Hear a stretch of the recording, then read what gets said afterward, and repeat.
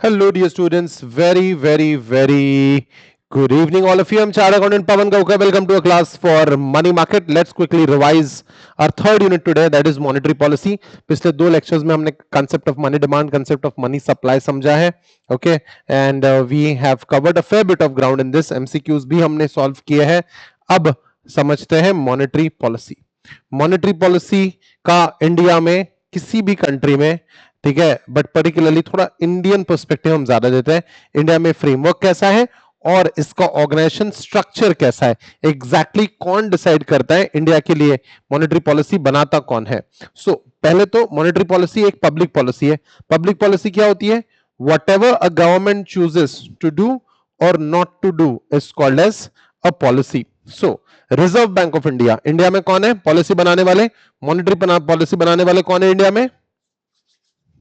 Reserve Bank of India is occasionally manipulating the policy rates for manuring यानी changing या playing the liquidity conditions. यानी market में पैसा ज्यादा करना है या मार्केट में पैसा कम करना है. सो मार्केट में पैसा ज्यादा करना है या मार्केट में पैसा कम करना है, इसके लिए कौन सा टूल है? कौन सा टूल है जल्दी बताओ. OMO. OMO, open market operation. तो ये मैन्यूवरिंग है, playing, changing the liquidity conditions. In fact, that we have only limited understanding of monetary phenomena. एक ऐसे 50 पन्नों के चैप्टर से आप इंडिया की किसी कंट्री की मॉनेटरी पॉलिसी समझ लोगे, ज्यादा एक्सपेक्टेशंस रख रहे हो आप फाउंडेशन लेवल पे. ठीक है. सो गाइस, ऐसा लिमिटेड अंडरस्टैंडिंग है विच कुड स्ट्रेंथन और पैरालाइज द डोमेस्टिक इकोनॉमी. हम लोग एकदम बहुत ही कम पढ़ते हैं क्योंकि हम लोग एजुकेशन के पर्पस के लिए पढ़ रहे हैं. The discussion that follows is an attempt to throw light on well acknowledge monetary measures. तो पैसों को लेके क्या पॉलिसी बनेगी, ठीक है, किसी कंट्री का क्या स्टेटस रहेगा. एक 100 रुपए की नोट से क्या हम लोग ये ब्रेड का पैकेट हमेशा खरीद पाएंगे? ये सर्टन होना चाहिए. क्या कहते हो? 100 रुपए के नोट से ये ब्रेड का पैकेट हमने हमेशा खरीदते बनना चाहिए. करेक्ट है गाइस? अगर हम खरीद पाएंगे तो इसको कहेंगे इकोनॉमिक स्टेबिलिटी. लेकिन अगर हम लोग 100 रुपए ले जाते हैं और हमें बाद में पता चलता है कि ये ब्रेड का पैकेट 450 रुपए का है, तो ये इकोनॉमी सही नहीं है, अनसर्टन है. सो गाइस, हमें हमें इस चैप्टर में, इस यूनिट में हमें ये समझेगा इकोनॉमिक इंस्टेबिलिटी के बारे में. Alright guys, so yes, economic instability से फाइट कैसे करेगी गवर्नमेंट, क्या पॉलिसीज बनाएंगे? ये जो मैं आपको बता रहा हूं, एक ब्रेड का पैकेट खरीदते वक्त कितने का ब्रेड का पैकेट आएगा ये पता नहीं था, अनसर्टेनिटी थी. लेबनान में ये हो चुका है. RBI uses monetary policy to manage economic fluctuation and achieve the price stability. यानी जो भी हम मॉनेटरी पॉलिसी बनाएंगे उससे हम क्या अचीव करना चाहते हैं? Price stability. और इन्फ्लेशन कैसा रहना चाहिए? होना चाहिए inflation, but inflation should be low and stable. RBI conducts monetary policy by adjusting supply of money, again OMO, by buying or selling securities in the open market operations. So guys, this is what we have already studied in unit 2 so very much.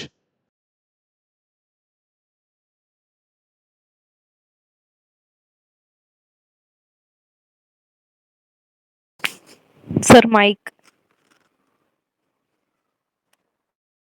जो हमारे influencing rates होते हैं, ठीक है, वो interest rate कैसे रहेंगे उस पर भी डिपेंड करता है कि इंडिया का किसी भी कंट्री का मॉनेटरी पॉलिसी एग्जैक्टली क्या है. ठीक है. तो ओपन मार्केट ऑपरेशंस में गवर्नमेंट सिक्योरिटीज परचेज करोगे तो मनी सप्लाई बढ़ जाएगा, इंटरेस्ट रेट लो हो जाएगा. वही अगर गवर्नमेंट सिक्योरिटी सेल करोगे तो मनी सप्लाई कम हो जाएगा और इंटरेस्ट रेट हाई हो जाएगा. ठीक है. सो अगर सेंट्रल बैंक इंटरेस्ट रेट लो कर रही है तो monetary policy is easing. Central bank यानी आरबीआई, यानी अगर रेट ऑफ इंटरेस्ट कम करे जा रहे हैं, इसका मतलब क्या है कि सबको आसानी से क्या मिल जाएगा? लोन मिल जाएगा. सबको आसानी से लोन मिल जाएगा. और जब इंटरेस्ट रेट बढ़ जाएंगे तो मॉनेटरी पॉलिसी क्या हो रही है? क्या हो रही है मॉनेटरी पॉलिसी? टाइट हो रही है. ठीक है, याद रखना. यानी हम लोग आसानी से पैसा किसी को नहीं देंगे. बिल्कुल इस पॉइंट पे जरूर एक एमसीक्यू बन सकता है. ठीक है. मनी डिमांड और मनी सप्लाई हमें मैच करना है. कैरेक्टरिस्टिक्स ऑफ मनी हम लोग पढ़ चुके हैं, राइट? ठीक है. So characteristics of money generally acceptable, durable, long lasting, effortlessly recognisable, difficult to counterfeit. Counterfeiting यानी क्या? बोलो. फेक करेंसी फेक करेंसी नहीं बननी चाहिए. Then relatively scarce but elasticity of supply should be there. यानी गवर्नमेंट के हाथ में होना चाहिए कितना पैसा मार्केट में लाना है, कितना पैसा रोकना है. Elasticity of supply is possible with the help of OMO, open market operations. Then portable and easily transported, possessing uniformity, note same दिखने चाहिए, divisible into smaller parts without losing the value. अब मॉनेटरी पॉलिसी का framework जो होता है 3 parts में divided है. हम ये मॉनेटरी पॉलिसी से अचीव क्या करना चाहते हैं, तो सबसे पहला पार्ट है ऑब्जेक्टिव, दूसरा पार्ट है एनालिटिक्स ऑफ मॉनेटरी पॉलिसी और तीसरा पार्ट है ऑपरेटिंग प्रोसीजर. मॉनेटरी पॉलिसी का ऑब्जेक्टिव, दूसरा एनालिटिक्स ऑफ मॉनेटरी पॉलिसी और तीसरा पार्ट है ऑपरेटिंग प्रोसीजर. तो सबसे पहले ऑब्जेक्टिव्स पढ़ते हैं मॉनेटरी पॉलिसी के. मॉनेटरी पॉलिसी का ऑब्जेक्टिव क्या है, ठीक है. मॉनेटरी पॉलिसी का ऑब्जेक्टिव क्या है, क्या अचीव करना चाहते हैं, ठीक है. सो मॉनेटरी पॉलिसी, आरबीआई का बेसिक ऑब्जेक्टिव यह है to regulate the issue of bank notes and keep the reserves to secure the monetary stability in India. ये आरबीआई का काम है, ठीक है. तो मॉनेटरी पॉलिसी भी ये पॉइंट ऑफ व्यू से ही बनेगी. किस पॉइंट ऑफ व्यू से बनेगी मॉनेटरी पॉलिसी किसी भी कंट्री की, किस पॉइंट ऑफ व्यू से बनेगी कि भाई साहब इतने नोट्स इश्यू होने चाहिए जिससे कंट्री में मॉनेटरी स्टेबिलिटी रहे और जो भी करेंसी और क्रेडिट सिस्टम है इंडिया के एडवांटेज, कंट्री के एडवांटेज के हिसाब से रहे, ठीक है. सो पहला प्राइस स्टेबिलिटी रहना चाहिए, बैलेंस रहना चाहिए प्राइस स्टेबिलिटी और ग्रोथ में. कंट्री का इकोनॉमिक ग्रोथ भी होना चाहिए और प्राइसेस भी स्टेबल होने चाहिए. कंट्री का इकोनॉमिक ग्रोथ भी होना चाहिए और प्राइसेस भी. तो जुडिशियस बैलेंस, प्रॉपर बैलेंस होना चाहिए. Developing countries like India, China, Brazil, Bangladesh, Indonesia, ठीक है, इनके लिए इंपॉर्टेंट है कि इकोनॉमिक ऑब्जेक्टिव्स यानी एग्जैक्टली क्या, आपका ग्रोथ होते रहे, इकोनॉमिक ग्रोथ होते रहे, adequate flow of credit, business को पैसा मिलते रहना चाहिए. और इंटरेस्ट रेट कैसे होने चाहिए, इंटरेस्ट रेट कैसे होना चाहिए, मॉडरेट इंटरेस्ट रेट होना चाहिए ताकि इन्वेस्टमेंट एनकरेज हो, एंटरप्रेन्योरशिप एनकरेज हो. And creation of efficient market for government securities, सबको जीसेक आसानी से खरीदते बेचते आना चाहिए, ठीक है. जैसे जीरोदा वगैरह ये सब ऐप आ गए, ठीक है, अपस्टॉक्स वगैरह ये ऐप आ गए. इससे क्या हुआ, इससे कोई भी शेयर्स, कोई भी बंदा शेयर्स आसानी से खरीद पाता है. वैसे जीसेक भी आसानी से खरीदते आना चाहिए. Consideration of financial and exchange rate stability have assumed greater importance in India recently on account of increasing openness of the economy. ओए, इंडियन इकोनॉमी ओपन हुई है. Yes. Openness of Indian economy and progressive economic and financial sector reforms. कौन से साल में Indian economy open हुई, बोलो. 1991. 1990. तो एग्जैक्टली क्या होता है इसमें इंडियन इकोनॉमी ओपन होना, यानी एग्जैक्टली क्या होता है, LPG. LPG. End of the story. What is LPG? Liberalization, Liberalization, privatization, globalization. तो we are trying to open we have tried to open up our economy in 1991 और इसके कारण India को बहुत अच्छा चेंज लाना था, ठीक है. तो सबसे पहला objectives of monetary policy, objectives क्या मॉनेटरी पॉलिसी के, इकोनॉमिक ग्रोथ मेंटेन होनी चाहिए, फ्लो ऑफ कैपिटल एडिक्वेट रहना चाहिए, moderate structure of interest rate होना चाहिए और एफिशिएंट मार्केट क्रिएट होने चाहिए जीसेक के लिए. तो सबसे पहला ये हो गया ऑब्जेक्टिव्स. दूसरा analytics of monetary policy bye focus on the transmission mechanism.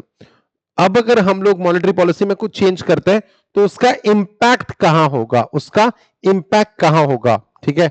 जैसे हम लोग मॉनेटरी पॉलिसी चेंज कर दिया, हमारा इंटरेस्ट रेट पे इफेक्ट आएगा. सबसे पहला जो इफेक्ट ट्रांसमिट होगा वो किस पे होगा, इंटरेस्ट रेट. हमारा भी देख लो ना, ट्रांसमिशन का मतलब समझाता हूं. मान लेते ये आप है, ठीक है, मान लेते ये आप है, ये आपका रिजल्ट है परसेंटेज में ना, ये आप हो और ये आपका सीए फाउंडेशन का रिजल्ट है. ये रिजल्ट जो भी आया उसका इंपैक्ट मॉम डैड के खुशी में इन्फ्लेशन या डिफ्लेशन लाएगा क्या, बताओ. आपके सीए फाउंडेशन के रिजल्ट से मॉम डैड की खुशी, अगर पास हो गए तो इन्फ्लेशन आएगा खुशी में, और अगर अनफॉर्चुनेटली अगर कुछ गड़बड़ होगी तो खुशी में क्या आएगा, डिफ्लेशन. तो गाइस रिजल्ट तो आपका है लेकिन परेशान मॉम डैड भी हो रहा है. ये क्या हो रहा है, transmission of whatever is happening with the result, ठीक है. सॉरी आपने तो सीरियस कर दिया, ठीक है.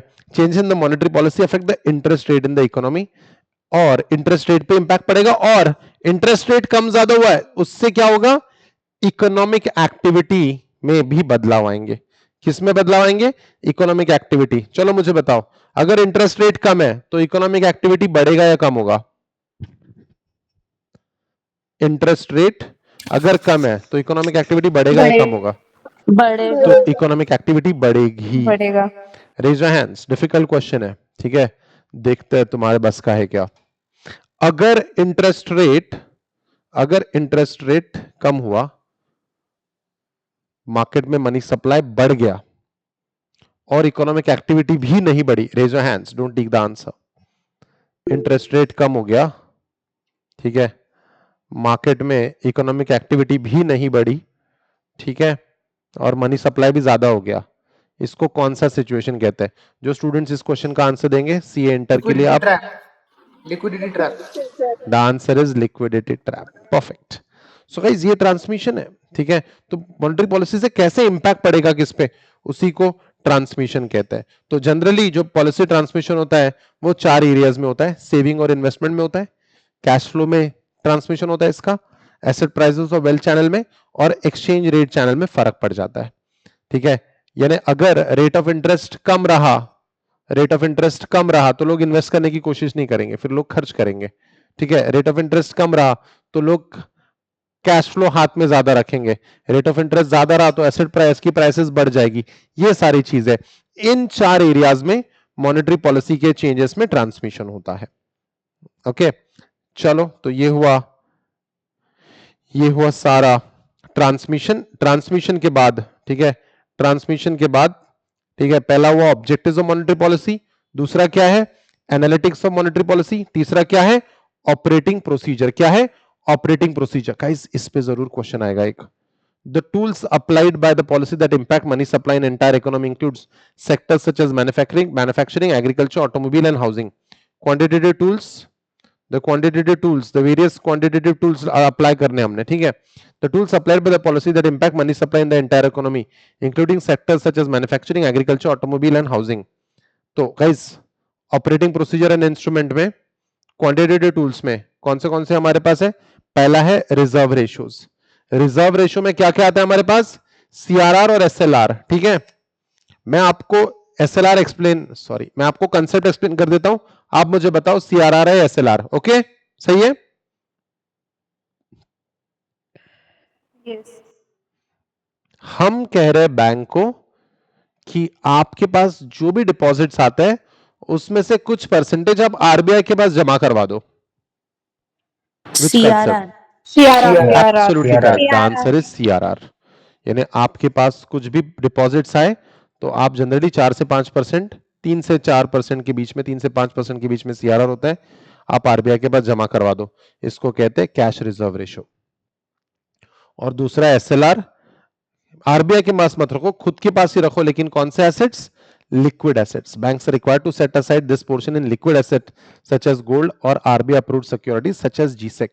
Banks are allowed to earn interest on the securities, however it is very low, interest rate बहुत ही कम होता है, बहुत ही नॉमिनल होता है। Next is open market operations, ठीक है, ठीक है। ओएमओ तो हमने पिछले लेक्चर में ही डिटेल में पढ़ा है। क्वांटिटेटिव टूल्स में आता है सीआरआर, एसएलआर एंड ओएमओ। ये कौन से टूल्स हैं? Quantitative tools. अब दूसरा है क्वालिटेटिव टूल्स, ठीक है, दूसरा है क्वालिटेटिव रूल्स।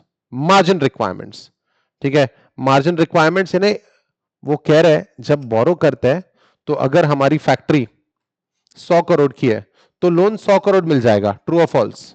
गिरवी रखी False। उन्होंने फैक्ट्री 100 करोड़ की, तो लोन 100 करोड़ मिलेगा, थोड़ा कम मिलेगा, कम मिलेगा। 20% कम मिल जाएगा, तो 80 करोड़ का ही लोन मिलेगा। तो आपने क्या रख दिया? मार्जिन रख दिया। RBI prescribes certain margin against collateral, which in turn impacts the borrowing habit of the customers. When the margin requirements are raised by the RBI, customers will be able to borrow less. दूसरा है moral suasion, ठीक है, moral suasion में RBI बताती है कि आप government की सिक्योरिटीज में ही इन्वेस्ट करो, ठीक है। मोरल सुएशन में क्या होता है? आप गवर्नमेंट की सिक्योरिटीज में इन्वेस्ट करो, दूसरे सेक्टर्स में इन्वेस्ट मत करो। ये क्या हुआ? Moral suasion. परजुएशन से यूज किया है वर्ड, यानी आप किसी को मनाते हो कि आप ऐसा ही करो। उसके बाद बीएसएनएल, एयरटेल, वीआई, जियो, इस इंडस्ट्री में नहीं इन्वेस्ट करना, ऑटोमोबाइल इंडस्ट्री में इन्वेस्ट करना, ई कॉमर्स में इन्वेस्ट नहीं करना, फार्मास्यूटिकल इंडस्ट्री में इन्वेस्ट करना, तो आप जब बताते हो कि इसमें इन्वेस्ट करना, इसमें इन्वेस्ट नहीं करना, तो इसको कहते हैं selective credit control, controlling credit by not lending to selective industries और स्पेक्युलेटिव बिजनेस। ये सब क्या है? क्वालिटेटिव टूल्स है। Margin requirements, moral suasion and selective credit control. मैं बता रहा हूं ना, इतने आखिर में है ये सारा कंटेंट मॉड्यूल में कि यहां तक एक नॉर्मल स्टूडेंट पहुंचेगा ही नहीं। और मोरल सुएशन क्वालिटेटिव टूल है, क्वांटिटेटिव टूल है, या फिर आपको दे देंगे margin requirement, moral suasion, selective credit और एसएलआर, ऐसे ऑप्शन दे देंगे और कहेंगे find the odd man out.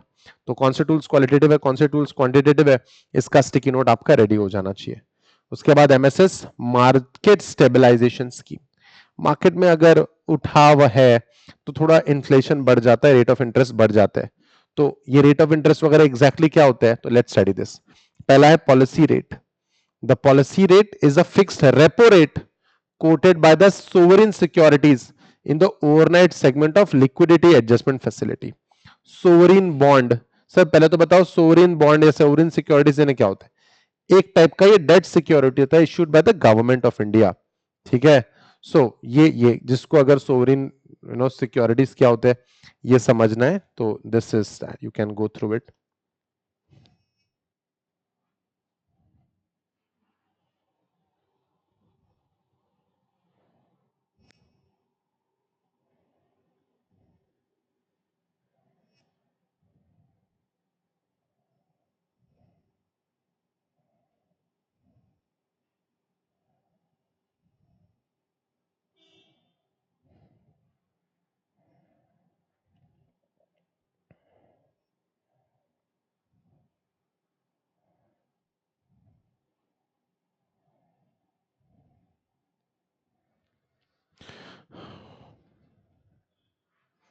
Okay, the policy rate is a fixed repo rate quoted for sovereign securities in the overnight segment of liquidity adjustment facility.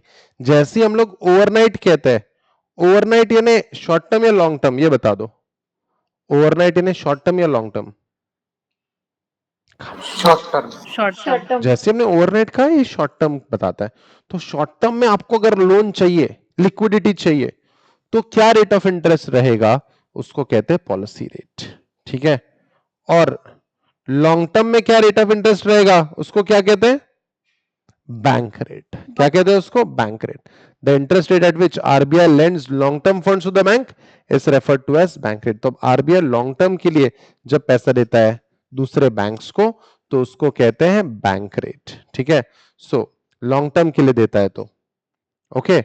और वही, ठीक है, और वही अगर हम लोग शॉर्ट टर्म में लिक्विडिटी एडजस्टमेंट की कोशिश करें, लिक्विडिटी एडजस्टमेंट की कोशिश कर रहे हैं, तो एलएफ कहते हैं लिक्विडिटी एडजस्टमेंट फैसिलिटी। तो इसके लिए कौन सा रेट है? रेपो रेट या रिवर्स रेपो रेट। तो जब हम लोग शॉर्ट टर्म के लिए आरबीआई बैंक्स को पैसा देती है, शॉर्ट टर्म के लिए जब आरबीआई बैंक्स को पैसा देती है तो लगता है रेपो रेट। शॉर्ट टर्म के लिए जब आरबीआई बैंक्स को पैसा देती है, ठीक है, तो इसको कहते हैं रेपो रेट। शॉर्ट टर्म के लिए याद रखना। ये शॉर्ट टर्म कितना शॉर्ट होता है बता सकते हो? 2 weeks. 2 very weeks। Good moksha, short term होता है 2 वीक्स, ठीक है। और यही अगर बैंक से आरबीआई बोरो कर रहा है पैसे, तो कौन सा रेट लगेगा? Reverse repo rate. Reverse repo. When the banks deposit their surplus funds with the RBI for short periods, it is reverse repo। तो गाइस याद रखना, लिक्विडिटी एडजस्टमेंट फैसिलिटी में रेपो रेट और रिवर्स रेपो रेट ये short term के लिए होता है। लॉन्ग टर्म के लिए कौन सा रेट होता है? Bank rate. Bank rate. ठीक है। रिवर्स रेपो रेट और रेपो रेट में अगर फॉर्मूला बनाना है तो what is the formula? Reverse repo rate का फॉर्मूला है, -1. Correct, reverse repo rate is equal to repo rate minus 1। यानी अगर 5% रिवर्स रेपो रेट है तो रेपो रेट, देखिए 5% रिवर्स रेपो रेट है तो रेपो रेट कितना रहेगा? 4।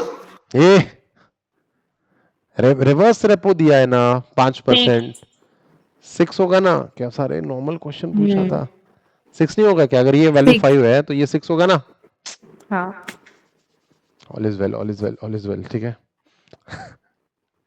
सो गाइस ये फॉर्मूला याद रखना, मैं आपको बताता हूं, सुनो ना, सिंपल है। सर ये फॉर्मूला मेरे को याद नहीं आ रहा था, पर मुझे ये पता था दोनों में 1% का डिफरेंस है, 1 का डिफरेंस है, ये मुझे पता है, करेक्ट है। तो अब मेरे को क्लिक नहीं हो रहा था। अब सुनो मेरी बात, जब आपको फॉर एग्जांपल एक ऑर्डिनरी इंसान का एग्जांपल लेते हैं, जब आपको बैंक रेट ऑफ इंटरेस्ट, जब आप बैंक में पैसा डिपॉजिट करते हो तो कितना रेट ऑफ इंटरेस्ट मिलता है आपको? आपने एफडी बनाई बैंक में तो कितना रेट ऑफ इंटरेस्ट मिलता है? मान लेते हैं 8%, करेक्ट? और उसी बैंक से जब आप लोन लेते हो तो कितना परसेंट रेट ऑफ इंटरेस्ट मिलेगा? बोलो। 9 से 10%। ज्यादा रहेगा, याद रखना। तो रेपो में हम बोरो करते हैं तो repo rate will always be high. Reverse repo में हम पैसे डिपॉजिट करते हैं तो reverse repo will always be less. और डिफरेंस क्या है रेपो रेट और रिवर्स रेपो रेट में? 1 का डिफरेंस है, याद रखना। ओके, अब एक फैसिलिटी है, एक फैसिलिटी है कि यार आपने ना जितने पैसे उठा सकते थे रिजर्व बैंक से उतने उठा लिए, जितने पैसे आप आरबीआई से उठा सकते थे उतने उठा लिए, फिर भी आपको थोड़े और पैसे चाहिए, तो इसको कहते हैं marginal standing facility. Marginal standing facility, MFS rate is a penal rate, इसका रेट ऑफ इंटरेस्ट थोड़ा ज्यादा होता है, at which central bank lends money to the banks over the rate available to repurchase policy. ठीक है, तो जो repurchase policy के अंदर जो आपको दिया जाता है लोन, उससे और भी 1% ज्यादा लगेगा। Banks availing MFS rate can use the maximum of 1% of the SLR securities. So MFS rate is equal to जो भी रेपो रेट रहेगा उसमें और क्या ऐड कर देंगे? 1 ऐड कर देंगे। मार्जिनल स्टैंडिंग फैसिलिटी तो ये पेनल रेट है, 1% और पैसा लगेगा। अरे भाई तू ऑलरेडी इतना पैसा उठा चुका है, तू ऑलरेडी बहुत हाई लेवल पे बोरो कर चुका है पैसा, अब और बोरो करेगा तो ज्यादा पैसे लगेंगे, उसको कहते हैं मार्जिनल स्टैंडिंग फैसिलिटी। और मार्जिनल स्टैंडिंग फैसिलिटी में मैक्सिमम कितना पैसा मिल सकता है बताओ? मार्जिनल स्टैंडिंग फैसिलिटी में मैक्सिमम कितना पैसा मिल सकता है? रेपो रेट प्लस कितना? 1% of SLR। 1% of SLR, statutory liquidity ratio के लिए जो आपने सिक्योरिटीज खरीदी है ना, उसका सिर्फ 1% रेट का, 1% का अमाउंट का आपको पैसा मिल सकता है, उससे ज्यादा नहीं। ठीक है, तो ये 1% और ये 1 सेम है क्या? नहीं, ये आपको कितना रेट ऑफ इंटरेस्ट मिलेगा ये बताता है, और ये जो 1% ऑफ एसएलआर है ये आपको बताता है आप, ठीक है, आप कितना पैसा अवेल करवा सकते हो एमएसएफ के अंदर। समझा दोनों में डिफरेंस? यानी आपकी बैंक के पास अगर 200 करोड़ की एसएलआर है, स्टैट्यूटरी लिक्विड रेशियो की सिक्योरिटीज 200 करोड़ की लिक्विड सिक्योरिटीज, तो आप 200 करोड़ का 1% कितना हुआ? वो 2% मार्जिनल स्टैंडिंग फैसिलिटी के रूप में पैसा ले सकते हो आरबीआई से। और आपको रेट ऑफ इंटरेस्ट क्या रहेगा? जो भी रेपो रेट है उसका 1% और, इसलिए ज्यादा रेट ऑफ इंटरेस्ट ले रहे सर ये, हाँ इसलिए तो बोल रहे हो, उन्होंने खुद नहीं बोल दिया पहले ही।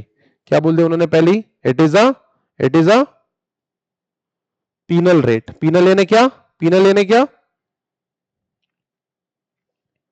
पीनल यानी क्या? Penalty. So market stabilisation scheme के अंदर 4 टाइप के रेट्स होते हैं। कौन से?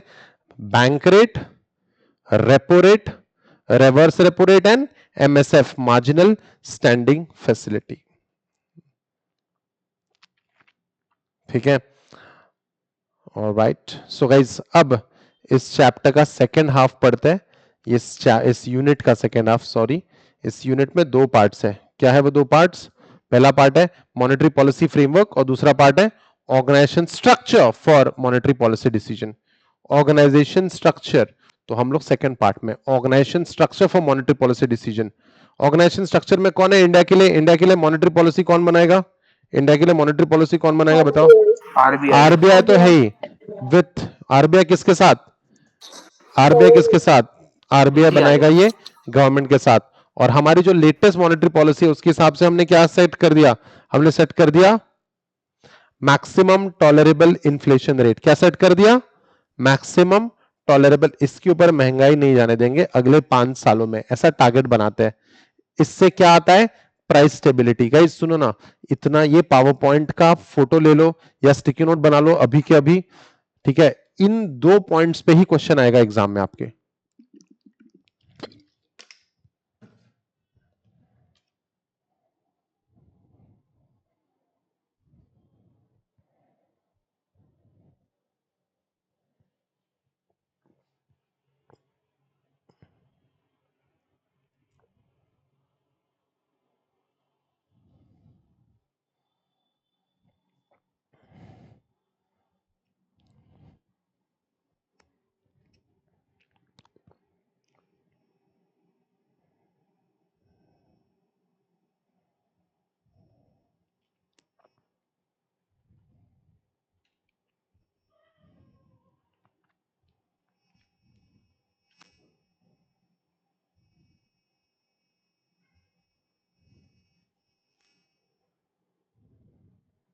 All right.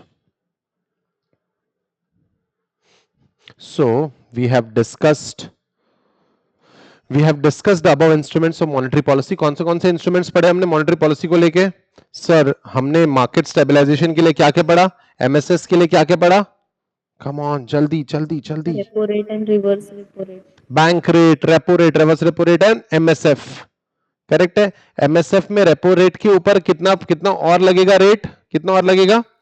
+1 1. +1. ठीक है, हाँ +1. करेक्ट. बैंक रेट और रेपो रेट में दोनों ही पैसे आरबीआई बैंक्स को देती है. दोनों ही पैसे आरबीआई बैंक्स को देती है. तो डिफरेंस क्या है? Time period short term long term. Short term. Bank rate long term के लिए होता है, रेपो रेट शॉर्ट टर्म के लिए होता है. चलो गुड. ठीक है. लेकिन अगर हमारी बैंक ने बहुत सारा पैसा उठा लिया है, पूरा ही पैसा उठा लिया, उसके लिमिट के हिसाब से पूरा ही पैसा उठा लिया है, और थोड़ा सा पैसा चाहिए, और पैसा, तो एक्स्ट्रा रेट ऑफ इंटरेस्ट तो लगेगा, वो ठीक है. इस फैसिलिटी को क्या कहते हैं? MSF. एमएसएफ. और ये मैक्सिमम कितना पैसा उठा सकते हैं हम लोग? 1% of SLR. 1% of the छाती चौड़ा हो गया हमारा. क्या बात है, मजा ही आ गया. ठीक है. एमएसएफ रेट एक ज्यादा होता है. किससे एक ज्यादा होता है? रेपो रेट रेपो रेट से एक ज्यादा. ब्यूटीफुल. उनको बोलो फेल करके दिखाए. क्या कहते हो? नहीं बोलेंगे. ठीक है, कोई बात नहीं. Sorry, my bad. अभी नहीं बोल सकते. ठीक है. सो गाइस, ये ऑपरेटिंग प्रोसीजर्स थे, ये सारे ऑपरेटिंग प्रोसीजर्स थे. याद रखना. क्वांटिटेटिव टूल्स में क्या क्या आता है? जल्दी बताओ. क्वांटिटेटिव टूल्स में क्या क्या आता है? CRR SLR CRR, SLR. एक और आएगा, एक और आएगा. OMO. करेक्ट. सीआरआर, एसएलआर और ओएमओ. स्टिकी नोट रेडी हो जाना चाहिए. क्वालिटेटिव टूल्स में क्या क्या आता है? Marginal requirement, moral suasion and selective margin credit. Requirement, moral suasion and selective credit. तो आरबीआई, आप मुझे आंसर दो इसमें से कौन सा कंसेप्ट है? आरबीआई कह रही है गवर्नमेंट की सिक्योरिटीज ही खरीदो. कौन सा concept? Moral suasion moral suasion. moral suasion. हाँ, आरबीआई कह रही है सिर्फ फार्मास्यूटिकल इंडस्ट्री के शेयर्स खरीदो, सिलेक्टिव क्रेडिट Selective कंट्रोल या credit control. फार्मास्यूटिकल सिक्योरिटीज को ही लोन दो, तो ये सिलेक्टिव क्रेडिट कंट्रोल है. मार्जिन रिक्वायरमेंट, ये तो कितना आप लोन दोगे, 100% दोगे या 90% दोगे, इससे रिलेटेड है. ठीक है. तो गाइस, हमने इंस्ट्रूमेंट्स पढ़ लिए मॉनेटरी पॉलिसी के. अभी हमने रिवीजन भी कर लिया. An understanding of organization structure for monetary policy decision is necessary to understand the way monetary policy is conducted in India. The RBI act 1934 amended on June 27, 2016 for giving statutory backing to monetary policy framework agreement. Statutory, what do you mean by the word statutory? Come on. Statutory यानी क्या? इतना law पढ़े हो, statutory बताओ. Come on.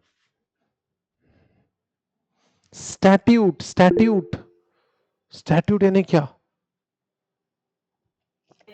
Enact करना. यहाँ पर Ankita fake रहा रे. Anyone? Anything decided by law statutory यानी लीगल. स्टैट्यूटरी यानी लीगल बैकिंग. ठीक है. यानी इसके लिए प्रॉपर लॉ बना है.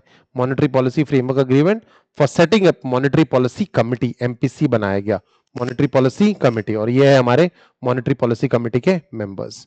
तो monetary policy framework agreement is an agreement reached by the government and RBI on maximum tolerable inflation rate that the RBI should target to achieve price stability. यानी हम लोग पहले ही डिसाइड कर लेते हैं कि भाई अगले 5 साल में मैक्सिमम टॉलरेबल इन्फ्लेशन रेट कितना होगा, हम खुद ही एक्सेप्ट कर लेते हैं. जैसे सीए फाउंडेशन में, ठीक है, हमने जब एग्जाम दी थी, अगर हमने दी थी तो टेस्ट सीरीज दी थी, तो मान लेते हैं हमें 190 मिलता है, तो हम नाराज हो जाते हैं कि टेस्ट सीरीज में 190 मिलता है. तो नहीं सर, हम नाराज नहीं होते, क्योंकि हमने लेके चला था कि टेस्ट सीरीज में तो इतने मिलेंगे, फाइनल एग्जाम में 50 मार्क और बढ़ाऊंगा. तो आपने टॉलरेट किया उसको, एक्सेप्ट किया उसको, तो हम भी पहले से ही डिसाइड कर लेते हैं कि कितना एक्सेप्ट करेंगे.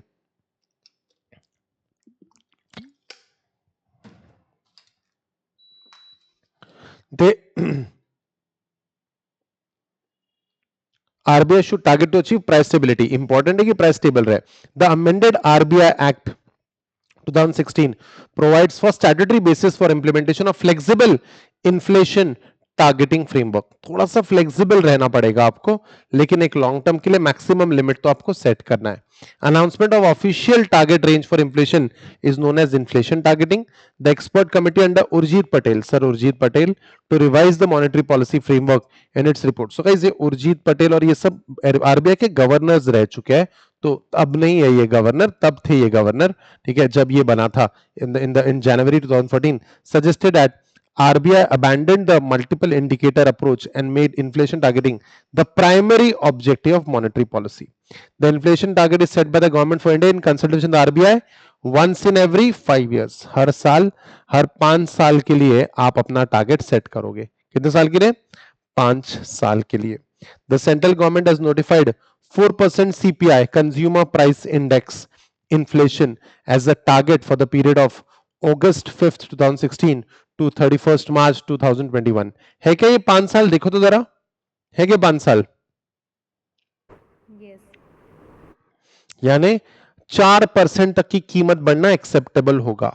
यानी अगर कौन सा प्रोडक्ट ले लूं मैं, डेली यूज का कौन सा प्रोडक्ट, हाँ, अगर ये वॉच मान लेते 10,000 की है, तो अगले 5 सालों में इसकी मैक्सिमम इन्फ्लेशन, इसकी मैक्सिमम कंज्यूमर प्राइस इंडेक्स, अगर ये वॉच 10,000 की है, तो इसका जो मैक्सिमम कंज्यूमर प्राइस इंडेक्स के हिसाब से एक्सेप्टेबल इन्फ्लेशन, ये घड़ी 4% से ज्यादा महंगी नहीं होनी चाहिए. तो 10,000 का 4% यानी कितना? 400. 10,400. तो 400 रुपए से ऊपर नहीं महंगा होना चाहिए. ठीक है, लेकिन सर थोड़ा तो लिमिट दो. ठीक है, थोड़ा तो लिमिट दो. ठीक है, थोड़ा लिमिट ये है कि ये 4% को हम लोग थोड़ा सा एक्सेप्ट कर लेंगे अगर ये 6% भी होता है तो, और अगर नीचे भी आता है तो 2% से नीचे नहीं आना चाहिए, क्योंकि थोड़ा इन्फ्लेशन मार्केट में हमेशा होना चाहिए. इन्फ्लेशन से क्या पता चलता है कि इकोनॉमी क्या हो रही है? ग्रो हो रही है. RBI has mandated to publish monetary policy report every 6 months, explaining the sources of inflation, the forecast of inflation for the coming period of 6 to 18 month. तो अगले 6 से 18 महीनों में क्या होने वाला है? हर 6 महीने में रिपोर्ट दो. ये पूरा पैराग्राफ अच्छे से पढ़ो.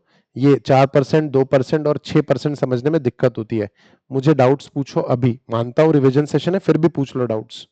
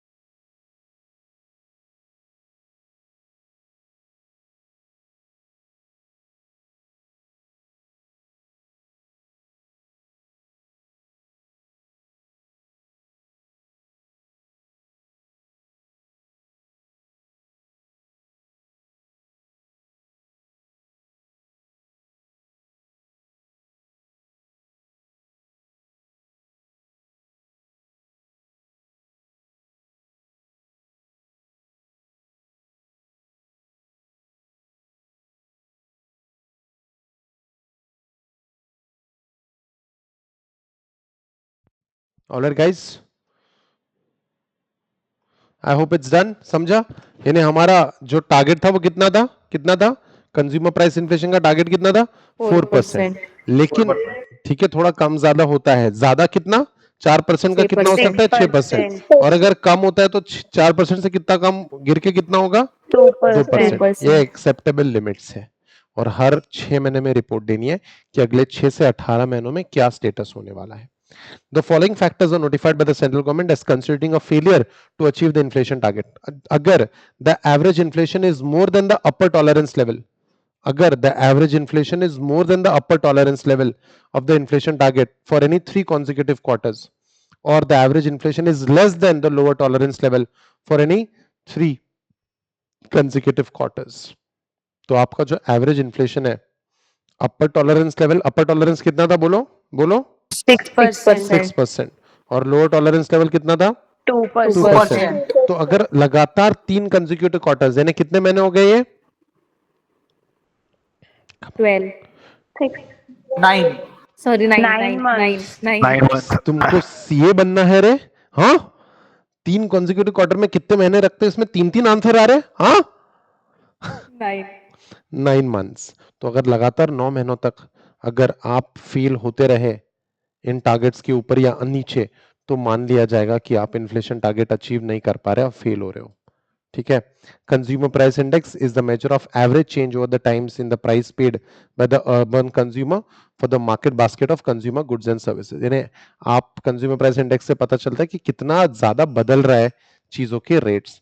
The choice of CPI was made because it closely reflects the cost of living and has larger influence on the inflation expectation compared to other anchors and factors. यानी किसी भी कंट्री में इन्फ्लेशन चेक करना है तो CPI देख लो। ठीक है, सीपीआई कंज्यूमर प्राइस इंडेक्स से पता चलता है कि महंगाई कितनी बढ़ी है।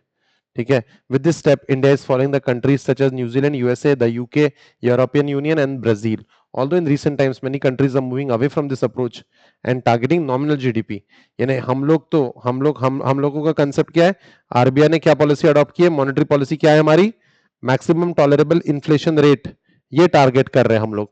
दूसरी कंट्रीज दूसरा कंसेप्ट टारगेट कर रहे हैं, नॉमिनल जीडीपी ग्रोथ को टारगेट कर रहे हैं। So the theoretical exposition of monetary policy might appear uncomplicated. Theoretically ये सब simple लग रहा होगा. However, the choice of monetary policy action is rather complicated in the view of surrounding uncertainties and the need for exercising complex judgment to balance growth and inflation concern. Additional complexities arise in case of an emerging market like India. There are many challenges which need to be addressed, such as basic and non-competitive financial systems, lack of integrated money and interbank markets, external uncertainties and issues related to operational autonomy of the central bank. Explicit inflation targeting requires good degree of operational autonomy for central bank and a system in which there is good coordination between fiscal यानी finance ministry और RBI वाले, इनमें अच्छा coordination होना चाहिए, जो कि रहता नहीं है। गवर्नमेंट के लोग एक दूसरे से लड़ते ही रहते हैं। सो गाइज या that's that about monetary policy. चलो क्वेश्चन सॉल्व करें। Shall we test your knowledge, guys? Yes, sir. तो चलो, answer me these questions. Which of the following is the function of monetary policy?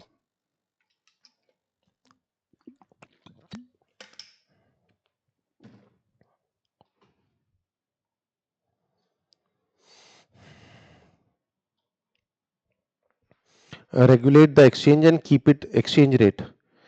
Exchange rate का कोई discussion हुआ ही नहीं है majorly इस चैप्टर में। ठीक है, तो ये थोड़ा गलत हो रहा है क्योंकि थोड़ा डायरेक्शन अलग जा रहा है। Regulate the movement of credit to the corporate sector. Why only corporate sector?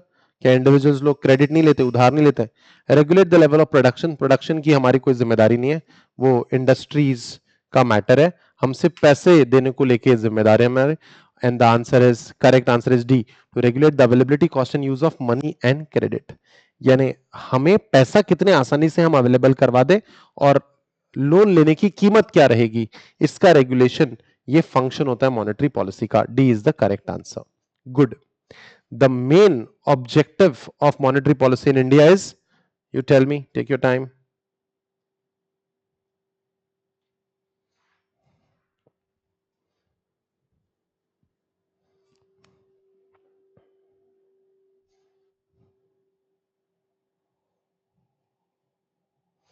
I guess it's done.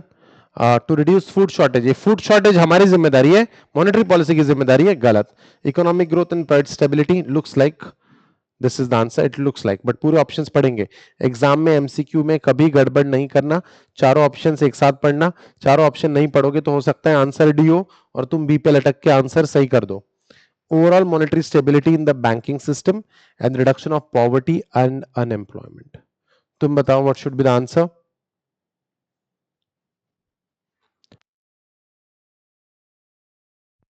The answer is certainly B, economic growth and price stability. Monetary transmission mechanism refers to, transmission से क्या होता है? मैंने आपको बताया था आपके CA foundation के रिजल्ट से किस किस को कितना कितना फर्क पड़ेगा, वही ट्रांसमिशन था।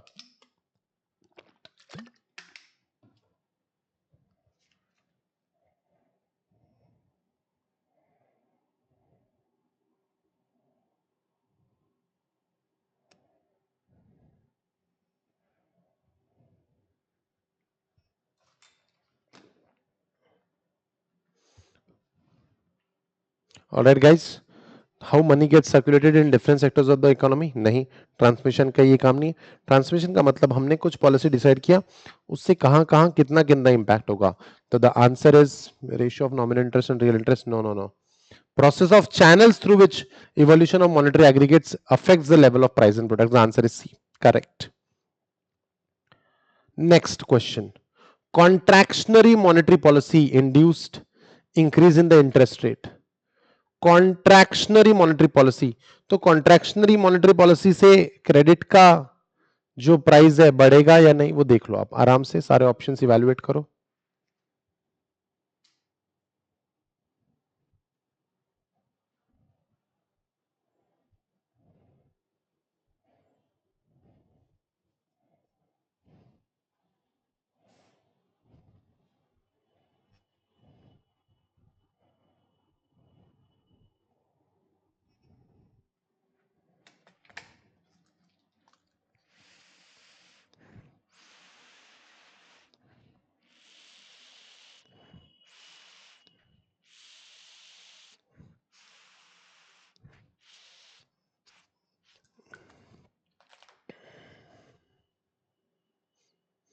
सो कॉन्ट्रैक्शनरी मॉनेटरी पॉलिसीज में हम लोग पैसा ज्यादा फ्लोट कर रहे हैं या कम फ्लोट कर रहे हैं? कॉन्ट्रैक्शन होता है, एक्सपांशन होता है। सर हम लोग कम मार्केट में फ्लोट करवाने की कोशिश करें, तो increases the cost of capital, of course ये ऑप्शन सही हो सकता है, and the real cost of boring for firms. लेकिन और भी ऑप्शंस पढ़ लेते हैं। Increases the cost of capital and real cost of boring for firms and house hold. Firms in business, house hold in घर गुती, ठीक है, तो डिक्रीज तो नहीं होगा, डिक्रीज तो नहीं होगा। नो इंटरेस्ट रेट इफेक्ट, दोनों ही ऑप्शन गलत है, इन दोनों में से सही है। तुम बताओ ए या B? The answer is B, दोनों के लिए। Increases the cost of capital and real cost of borrowing for the firms during deflation. Deflation के वक्त क्या होता है देख लो जरा, सारे ऑप्शंस वे ऑफ कर लो, इवैल्यूएट कर लो, take your time, no Hari.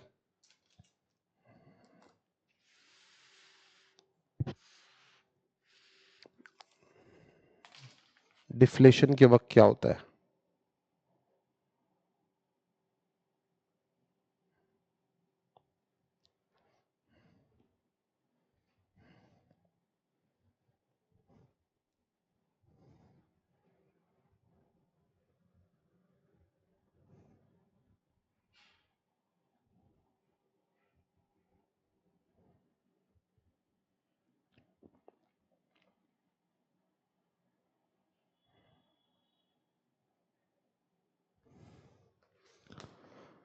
Sir deflation के वक्त होता है, डिफ्लेशन के वक्त, डिफ्लेशन है, इकोनॉमी को उठाना है, तो सीआरआर का रेट कम कर देता है ताकि बैंक के पास ज्यादा पैसा रहे। ए ऑप्शन करेक्ट है।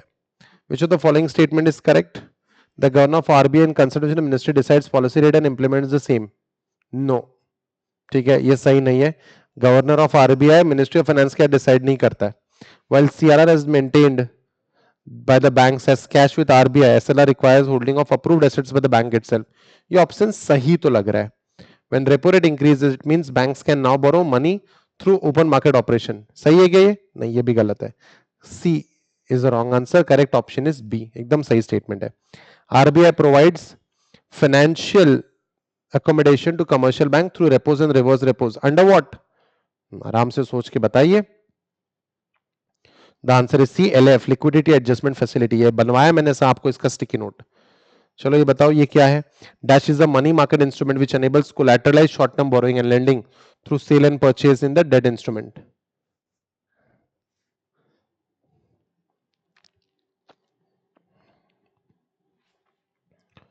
ओएमओ नहीं, नहीं, ओएमओ में खरीदा बेचा जाता है, बोरो नहीं होता है।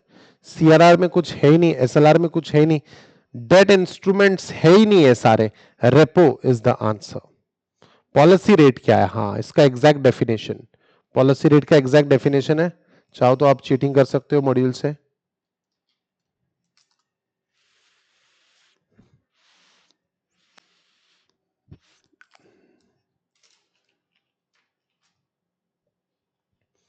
Bank rate prescribe by RBI half yearly monetary, नहीं, गलत है ये।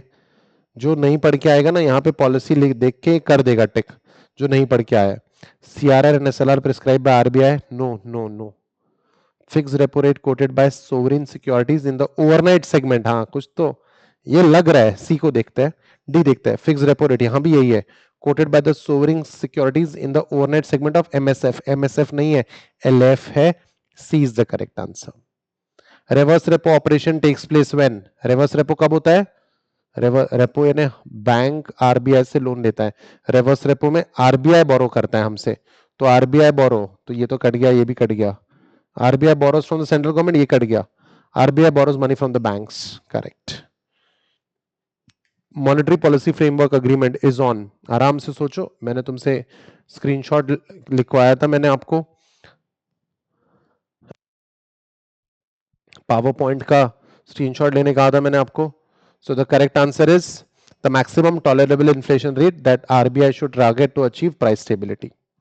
Then OMO is an instrument of monetary policy which involves buying and selling of what?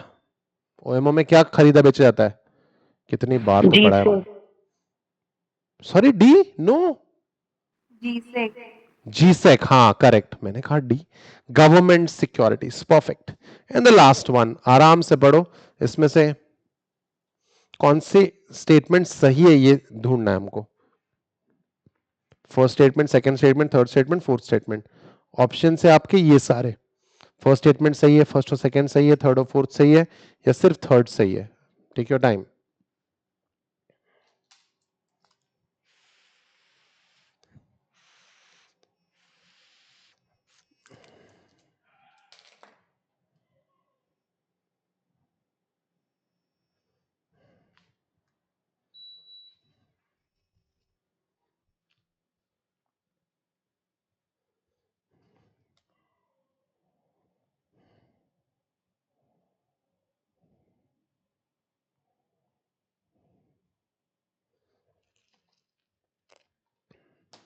Alright guys, कुछ पता चला?